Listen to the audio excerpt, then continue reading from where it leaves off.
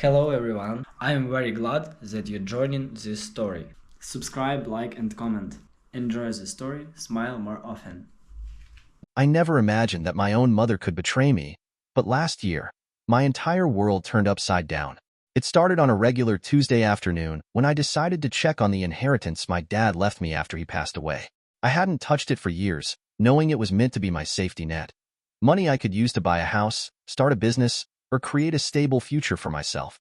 Sitting across from the banker, I casually handed him my account details.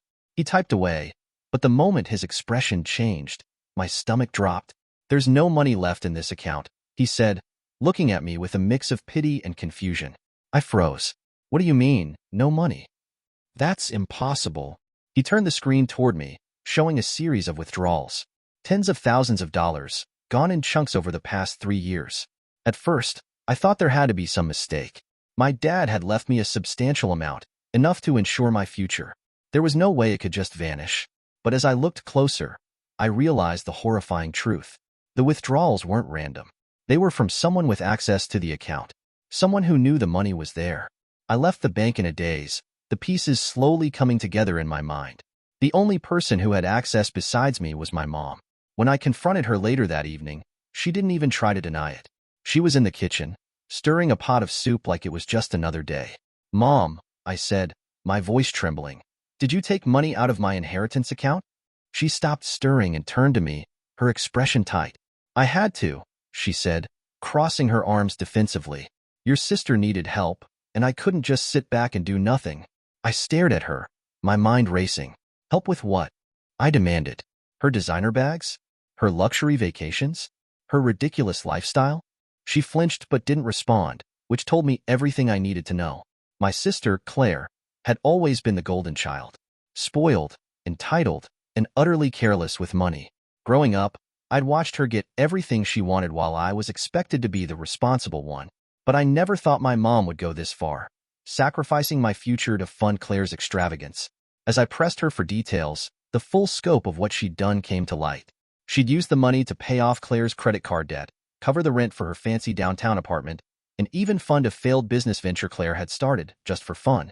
Claire was struggling, my mom said, as if that excused everything. "And I knew you'd be fine. You've always been so independent. I didn't think you'd need the money." Her words felt like a slap in the face. My dad had worked his entire life to ensure I had a safety net, and she'd taken it all without a second thought. I was so furious I couldn't even look at her. "Dad trusted you to handle that money responsibly," I said, my voice shaking with anger. "And you betrayed that trust. You betrayed me." She opened her mouth to respond but closed it again, unable to come up with a justification that would make this okay. The more I thought about it, the angrier I became. My dad had passed away trusting her to do the right thing, and she'd thrown that trust away like it meant nothing. And the craziest part? This was only the beginning. After the explosive conversation with my mom, her words kept echoing in my head. "I knew you'd be fine." I couldn't wrap my mind around it. Fine?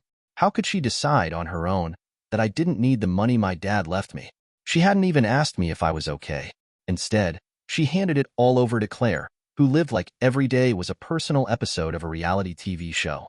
I couldn't let it go. The more I thought about it, the angrier I got. Claire's shopping sprees, her perfectly curated Instagram life, the vacations in tropical paradises, none of it made sense for someone who had no real job.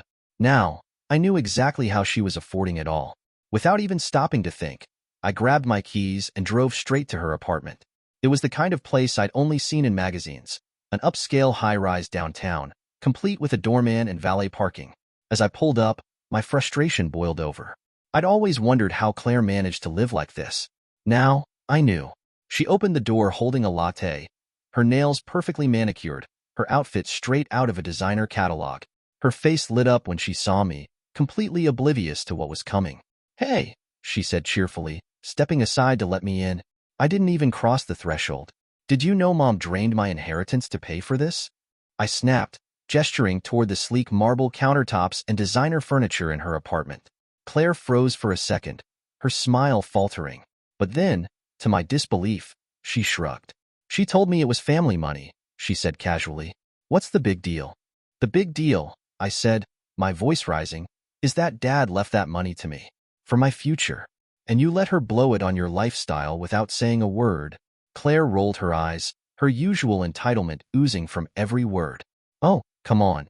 You don't even need it. You've always been the responsible one. Mom was just trying to help me out. Help you? I spat back. At my expense? She didn't seem to grasp the gravity of what she'd done. I was in a rough spot. Okay, she said, her tone defensive now. Mom stepped in like any good parent would. It's not that big of a deal. A rough spot? I laughed bitterly. Claire, you spent Dad's hard-earned money on designer shoes, luxury vacations, and a failed business you didn't even take seriously. That wasn't a rough spot. That was selfish. She waved me off like I was being dramatic. Whatever. You're overreacting. Mom did what she thought was best. Her flippant attitude was like gasoline on a fire. How could she not see what she'd done? How could she not care? I stormed out of her apartment, leaving her standing there, still holding her latte. As I walked back to my car, my hands shook with anger. This wasn't just about my mom anymore. Claire had been complicit in the whole thing, happily reaping the benefits of my dad's legacy while pretending like it was no big deal. On the drive home, the betrayal weighed on me like a stone in my chest. My mom, the person who was supposed to protect my future, had taken everything my dad left me and handed it over to Claire without a second thought. And Claire? She didn't care. She didn't even try to apologize. I knew I couldn't let this go. They'd taken everything from me, my trust, my security, my plans for the future, but I wasn't going to let them get away with it. This wasn't over. Not by a long shot. After my explosive confrontation with Claire, I couldn't shake the feeling that I didn't know the full extent of what had been taken from me. My mom had drained my inheritance, but how much of it was gone? Where exactly had it gone? I needed answers. I went back to the bank and asked to speak with the same banker who had dropped the bombshell on me. He looked hesitant when I explained what I needed. A complete statement of withdrawals from my inheritance account over the past 3 years. I'm not sure I can do that without proper authorization, he said, frowning at his computer screen. It's my account, I said firmly. And this is my money.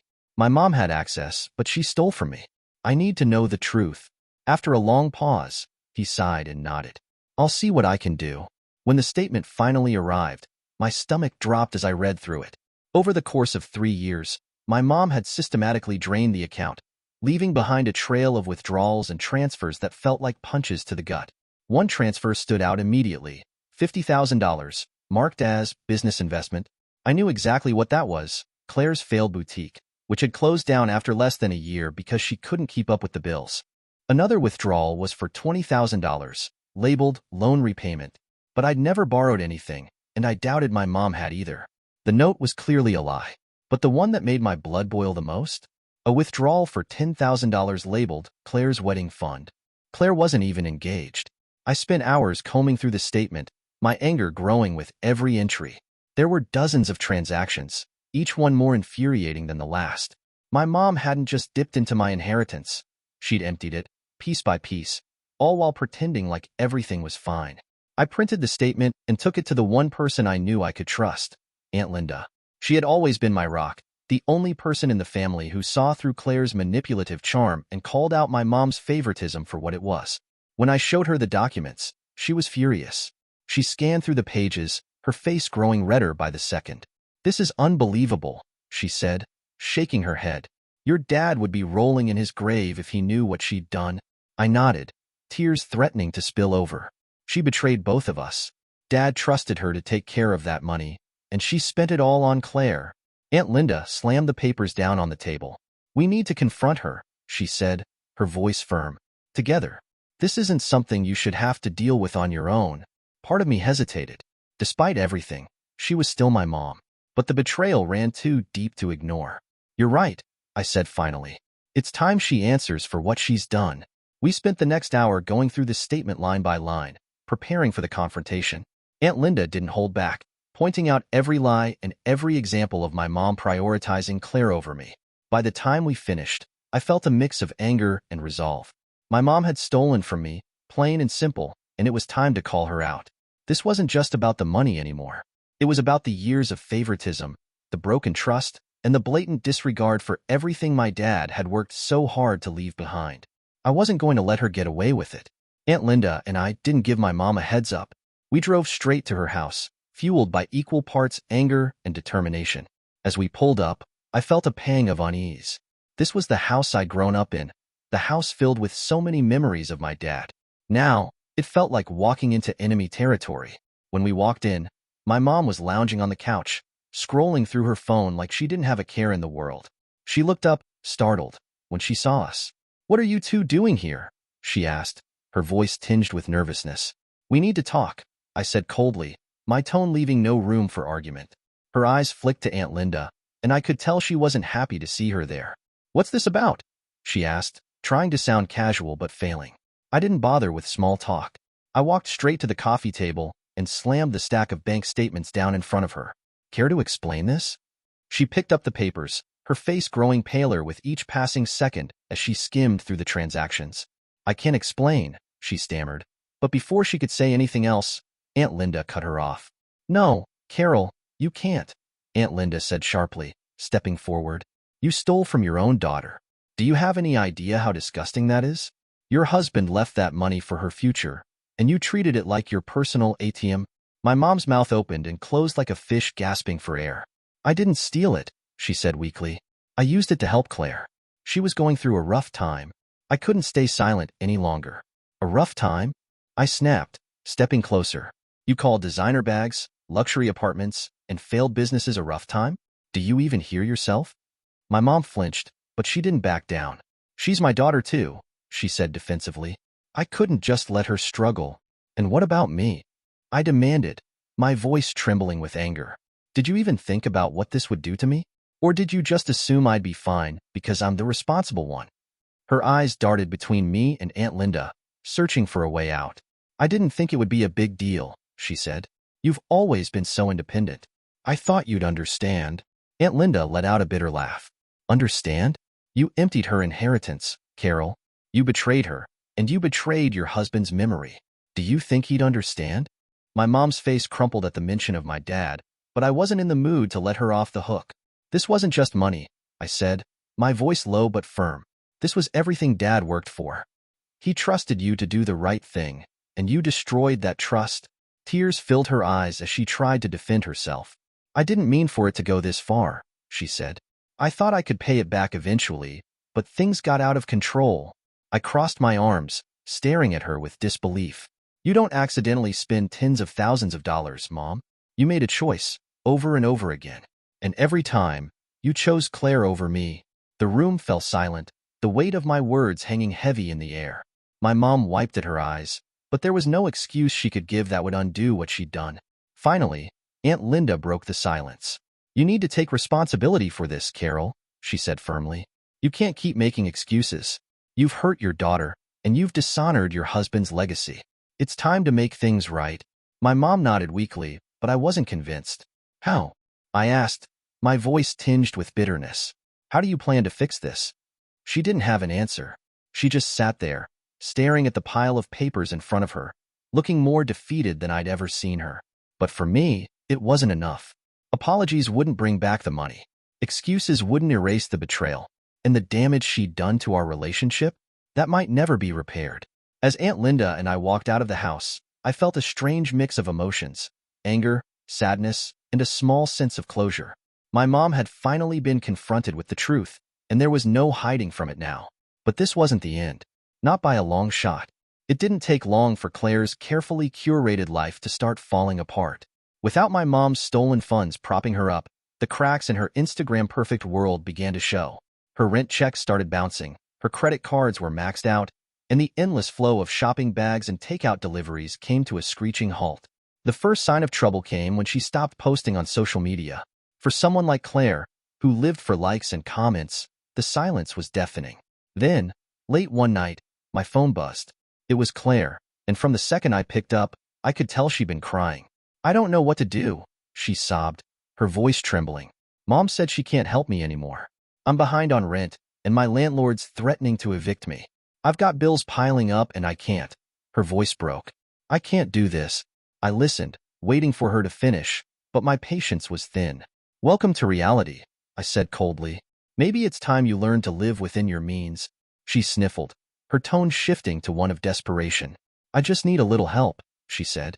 "You're doing fine, right? Can you spot me alone? Just until I get back on my feet?" I couldn't help but laugh bitterly. Are you serious, Claire? You've already taken everything from me.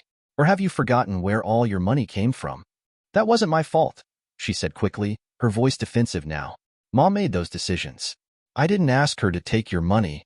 You didn't stop her, either, I snapped. You were perfectly happy to live off of it while I was left in the dark. And now you want me to bail you out. There was a long pause before she spoke again, her voice quieter this time. I don't know what else to do, she admitted. I've never been in this kind of situation before. Maybe it's time you figure it out, I said firmly. I'm done cleaning up your messes, Claire. You made this bed. Now you get to lie in it. She started to say something else, but I ended the call before she could finish. As much as her sobs tugged at the part of me that still cared about her as my sister, I couldn't let myself get pulled back in. Claire had been given chance after chance, and she'd squandered every one of them. It was time for her to face the consequences of her choices. Over the next few weeks, word got back to me that Claire had been forced to move out of her luxury apartment. She ended up in a much smaller, less glamorous place in a part of town she would have once turned her nose up at. She also had to sell most of her designer belongings to pay off her debts. For the first time in her life, Claire was living within her means, or at least trying to. She got a part-time retail job, which I'm sure was a humbling experience for someone who had spent years swiping credit cards without a second thought. Aunt Linda called me one day after running into Claire at the grocery store. She looked like she'd been through the ringer, she said, but maybe this is what she needed. A reality check. I wanted to agree, but part of me felt a twinge of sadness. Claire's collapse wasn't just her failure. It was a reflection of how much my mom's favoritism and indulgence had enabled her. My mom had spent years bailing her out, shielding her from consequences, and now both of them were paying the price. As for me, I was finally starting to feel like I could move on. I'd taken back control of my life, and I wasn't about to let anyone drag me down again. Not Claire, not my mom, and not the weight of their bad decisions. Still, a small part of me wondered, would Claire finally learn her lesson? Or was this just another temporary setback in her never-ending cycle of entitlement? Only time would tell. It didn't take long for my mom's actions to catch up with her. With no inheritance money left to funnel into Claire's lifestyle, she was forced to confront the financial mess she had ignored for years. Bills she'd been putting off started piling up, and the safety net she'd relied on for so long was gone. I heard bits and pieces through Aunt Linda at first.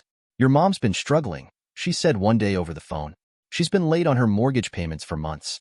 It's finally catching up to her.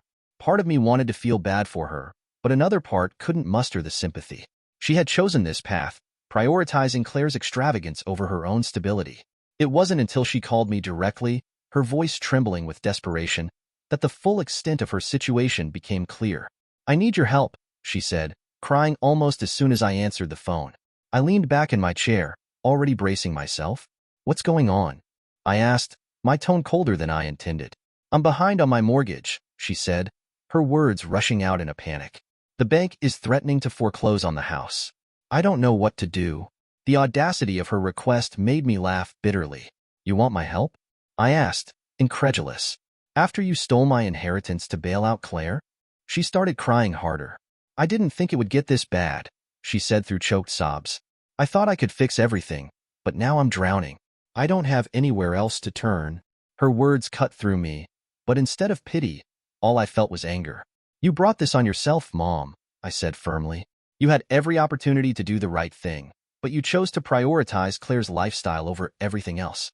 And now you want me to save you. Her sobs quieted for a moment, and her tone turned pleading. I'm still your mother, she said, her voice breaking. Doesn't that mean anything to you? I hesitated, a part of me wanting to cave under the weight of her words. She was my mother, and a small piece of me still cared about her, no matter how much she'd hurt me. But then I remembered everything she'd done. The lies, the betrayal, the years of favoritism that had left me to fend for myself while she coddled Claire. My dad had trusted her to protect my inheritance, and she had thrown it all away. It does mean something, I said quietly, but it doesn't erase what you did. She didn't say anything for a long time. The silence stretched between us, heavy with all the things we both wanted to say but couldn't. Finally, she whispered, I'm sorry. I wanted to believe her. I wanted to think that she was finally taking responsibility for her actions. But her apology felt too little, too late. I hope you figure things out, I said finally, my voice hardening again. But I can't help you, Mom. Not this time. The weight of my words seemed to hit her, and her sobs returned, softer this time. I understand, she said. I'm sorry. My name? I really am. After I hung up, I sat there for a long time, staring at my phone.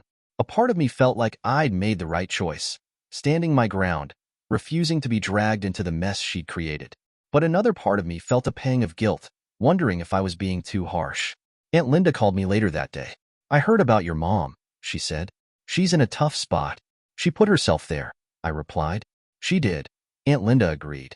But still, it's hard to see her like this. She's paying the price for her mistakes now. I nodded, even though Aunt Linda couldn't see me. I just don't know if I can forgive her, I admitted. You don't have to forgive her yet, Aunt Linda said. Take your time. But don't let her drag you down with her either. Her words stayed with me. My mom was hitting rock bottom, and as much as it hurt to watch, I couldn't let myself get pulled into the quicksand of her bad decisions. For the first time in years, I was starting to rebuild my life, piece by piece. And no matter how much my mom begged or cried, I couldn't let her jeopardize that. My mom didn't take my refusal lightly. Over the next few weeks, she bombarded me with calls, texts, and voicemails, each one more desperate than the last. Her tone shifted constantly. One moment, she'd be guilt-tripping me, and the next, she'd be begging like her life depended on it. You're my daughter, she said in one voicemail, her voice trembling with emotion. How can you just stand by and watch me lose everything? Another voicemail hit harder, striking at the one place she knew would hurt. Your dad would be so disappointed in you for turning your back on your family, she said. The weight of her words hung in the air even after I deleted the message. But I didn't cave. For the first time in my life, I was standing up for myself, and it felt empowering.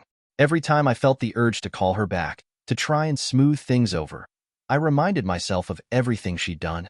She had stolen from me, lied to me, prioritized Claire's needs over mine time and time again. This wasn't just about the inheritance. It was about years of betrayal, years of being treated like an afterthought. Claire, predictably, sided with my mom. She sent me a barrage of texts, each one dripping with her trademark entitlement. You have the means to help her, one message said. Why are you being so heartless? Family is supposed to stick together. Another read, what's wrong with you? I didn't bother replying. Neither of them seemed to grasp that I wouldn't be in this position if they hadn't stolen from me in the first place. Their attempts to paint me as the villain only reinforced my decision to keep my distance. Aunt Linda, as always, was my rock. When I told her about the calls and texts, she didn't mince words. They're trying to manipulate you, she said firmly. Don't let them get to you. You're doing the right thing. Her support meant everything to me. For so long, I had felt like I was fighting this battle alone. But Aunt Linda reminded me that I wasn't. They need to learn that their actions have consequences, she said.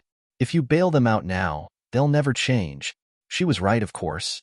My mom and Claire had spent years dodging accountability, relying on excuses and quick fixes to avoid facing the consequences of their choices. But this time was different. This time, there was no safety net. For the first time, they were being forced to confront the mess they had created, and I wasn't going to clean it up for them. There were moments when the guilt crept in, especially when I thought about my dad. I knew he wouldn't have wanted to see our family fall apart like this, but I also knew he would have been furious at what my mom had done. Aunt Linda reassured me during one of our many late-night conversations. Your dad loved you, she said. He left that money to you because he wanted you to have a secure future. He wouldn't blame you for standing up for yourself. If anything, he'd be proud of you. Her words gave me strength. Each time my phone buzzed with another message from my mom or Claire, I reminded myself that I was doing what was necessary, not just for me, but for the boundaries I needed to protect my peace. The fallout was messy, but it also brought a strange sense of clarity.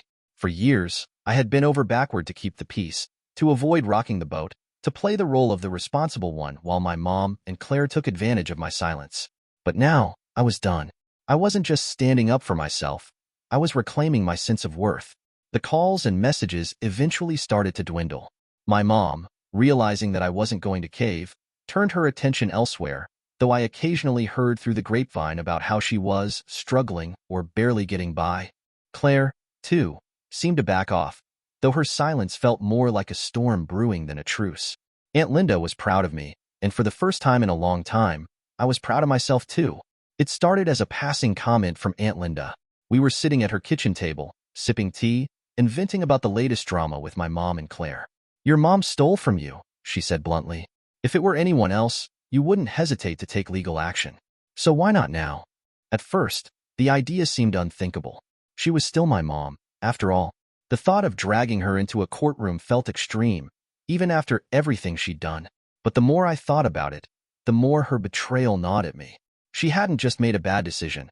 She had systematically stolen from me, knowing full well what she was doing. She needs to be held accountable, Aunt Linda continued. If you let this slide, she'll never learn. And who knows who she might hurt next? With Aunt Linda's encouragement, I consulted a lawyer. I wasn't sure what to expect, but the meeting was eye-opening. I brought copies of the bank statements and my dad's will, laying everything out on the table. The lawyer, a sharp-eyed woman named Natalie, skimmed through the documents with a practiced efficiency. When she finished, she looked up at me and said, "This isn't just a family dispute. It's theft. You have a very strong case." Hearing her say it so plainly was both validating and gut-wrenching. For so long, I'd been torn between my anger and the guilt of holding my mom accountable. But Natalie's words made it clear. My mom's actions weren't just morally wrong, they were legally wrong too. The decision to file the lawsuit wasn't easy. I spent sleepless nights agonizing over it, questioning whether I was doing the right thing. But every time I hesitated, I thought about my dad and the legacy he had worked so hard to build for me. He had trusted my mom to protect that legacy, and she had destroyed it. Filing the lawsuit was one of the hardest decisions I've ever made, but it was also one of the most freeing.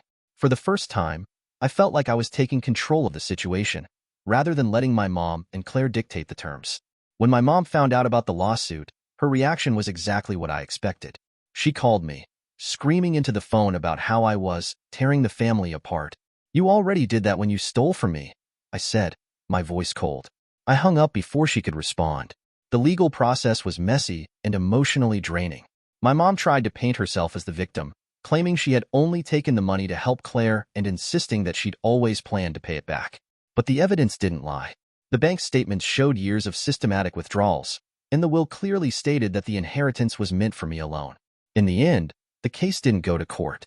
Faced with the overwhelming evidence against her, my mom agreed to a settlement to avoid further embarrassment. She was forced to sell her house to repay part of what she owed me. It wasn't the full amount. There was no way to recover everything she had taken, but it was enough to help me start over. The day the settlement was finalized, I felt a mix of relief and sadness. I hadn't wanted things to come to this, but I knew it was necessary. My mom had made her choices, and now she was finally facing the consequences. Aunt Linda was there to celebrate the small victory. "Your dad would be proud of you," she said, raising a glass of wine in a quiet toast. "You stood up for yourself, and you stood up for his legacy. That takes courage." Her words brought tears to my eyes. For the first time in a long time, I felt like I could breathe again. The weight of the betrayal was still there, but it no longer consumed me. This wasn't just about the money. It was about reclaiming my sense of self, my voice, and my future. With my mom no longer able to support her, Claire's world came crashing down. For years, she had lived a life of luxury, built on the foundation of stolen money. Now, that foundation was gone, and she was left scrambling to keep herself afloat. She was forced to move out of her high-rise apartment, leaving behind the marble countertops and concierge service she had taken for granted. Her new home was a tiny, one-room studio in a far less glamorous part of town. The stark contrast between her old life and her new reality was a wake-up call she couldn't ignore. For the first time in her life, Claire had to work a real job. She got a position at a boutique clothing store, earning just enough to cover her bills and keep food on the table. I heard about her struggles through mutual friends, but I didn't reach out. I couldn't bring myself to care. Not yet. Then one night, my phone buzzed. I looked down to see Claire's name on the screen, and for a moment, I debated whether to answer. Against my better judgment, I picked up. "Hi," I said flatly. Her voice was shaky, and I could tell she'd been crying. "I can't believe this is my life," she sobbed. "I'm working all day just to barely make rent. I don't even have enough left over to buy new clothes. I feel like such a failure." I leaned back in my chair, the bitterness bubbling up before I could stop it. "Welcome to adulthood," I said, my tone sharper than I intended. "This is what the rest of us have been dealing with for years. You're not special." She was quiet for a moment, and for the first time, I heard something in her voice that sounded like humility. "I know I messed up," she said quietly. "I know I didn't deserve everything Mom gave me. I guess I didn't think about how it was affecting you." Her words caught me off guard. For so long, Claire had been the poster child for entitlement, unapologetic and oblivious to the harm she caused. Hearing her admit her mistakes felt surreal. "I don't blame you for being mad," she continued. "I would be too. I wanted to say I'm sorry. It wasn't an instant fix. Years of resentment and betrayal couldn't be undone with one apology. But it was a start." Over the next few months, Claire slowly began to change. She stopped posting her curated, glamorous life on Instagram, opting instead for quieter updates about her new job and her efforts to rebuild. She even reached out a few more times, not to ask for help, but just to talk, to try to mend the rift between us. It wasn't easy, and I didn't let her off the hook right away. But over time, I started to see glimpses of the sister I had always hoped she could be, someone who was learning, growing, and taking responsibility for her actions. As for my mom, her journey was much slower. She stayed angry for a long time, refusing to accept the full extent of her mistakes. But eventually, even she had to admit that she had been wrong. During one of our rare conversations, she looked at me with tear-filled eyes and said, "I don't expect you to forgive me, but I want you to know that I'm sorry for everything." Her apology was far from perfect, but it was a step in the right direction.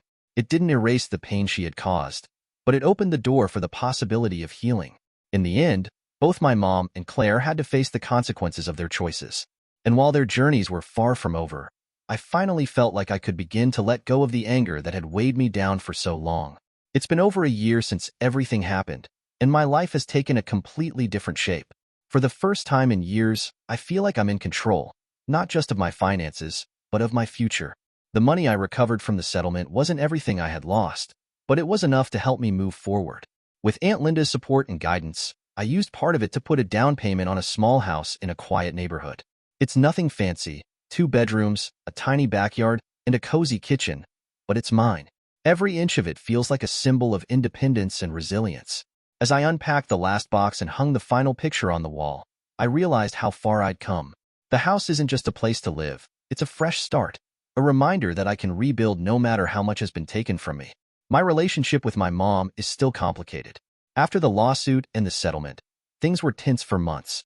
She was angry at first, blaming me for the loss of her house and the financial struggle she faced. But over time, the anger gave way to something softer, regret, maybe even understanding. We've started talking again, but on my terms. I've set clear boundaries, and for the first time, she's respecting them. She doesn't call me in the middle of the night anymore, expecting me to fix her problems. Instead, our conversations are shorter, more tentative, but also more genuine. "I know I've hurt you," she said during one of our recent talks, "and I don't expect you to forget what I did, but I hope we can find a way to move forward." I told her the truth, that forgiveness would take time, and trust would take even longer. But the fact that she was willing to try was a step in the right direction. Claire and I aren't exactly close, but we're civil. She's still working her retail job and living in her modest studio apartment, but there's a humility about her now that wasn't there before. She's trying to rebuild, just like I am, and I can tell she's starting to understand the value of hard work and accountability. One day, she called me out of the blue. "I just wanted to say thank you," she said, "for not giving up on me, even when I didn't deserve it." It wasn't the grand apology I might have dreamed of in the past, but it was enough. I told her that I appreciated her effort and that I hoped we could keep moving forward. Most importantly, I've learned to value myself in a way I never did before. Standing up for what's right, especially against your own family, is one of the hardest things you can do. But it's also one of the most necessary. This experience taught me that protecting my peace and my future isn't selfish, it's essential. My dad's legacy feels safe now, and so does my sense of self. The anger and hurt that once consumed me have started to fade, replaced by a quiet strength I didn't know I had. When I think about everything I've been through, I don't feel bitterness anymore. Instead, I feel proud. Proud of the boundaries I've set, the battles I've fought, and the life I've started to build for myself. If this experience taught me anything, it's that you can't control what people do to you, but you can control how you respond. And sometimes, the hardest battles are the ones that show you what you're truly capable of. As I sit on my front porch, sipping a cup of coffee and watching the sun rise over my little neighborhood, I feel something I haven't felt in years: peace. It's not just the absence of conflict, it's the presence of something deeper: strength, resilience, hope. And that's a gift no one can take away from me.